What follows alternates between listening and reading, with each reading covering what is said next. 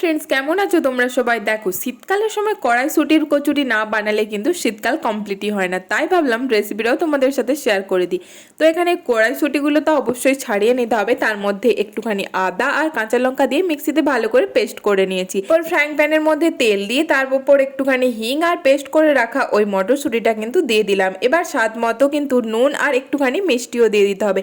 ভালো করে নেড়ে চেড়ে শুকনো হয়ে আসলে আমাদের পুর কিন্তু একদম রেডি। অন্যদিকে ময়দার মধ্যে লবণ, অল্প চিনি আর রিফাইন্ড অয়েল দিয়ে ভালো করে নরম করে কিন্তু মেখে নিতে হবে। এরপর মিডিয়াম সাইজের লেচি বানিয়ে তার মধ্যে পুর ভরে কিন্তু সবকটা কচুরি বেলে নিয়েছি। এরপর একটা একটা করে কচুরি ভেজে নিলে আমাদের কড়াইশুঁটির কচুরি কিন্তু একদম রেডি হয়ে যাবে। দেখতেই পাচ্ছ প্রত্যেকটা কচুরি কিন্তু খুব সুন্দরভাবে ফুলে উঠছে। এই শীতের রাতে এরম গরম ফুলকো ফুলকো কড়াইশুঁটির কচুরি আর সাথে আলুর দম বা ছোলার ডাল বানিয়ে নিলে ডিনারটা কিন্তু একদম জমে যাবে। আজকের ভিডিও এই পর্যন্ত। ভিডিও ভালো লাগলে চ্যানেল সাবস্ক্রাইব করে দিও। Thanks for watching. Bye bye.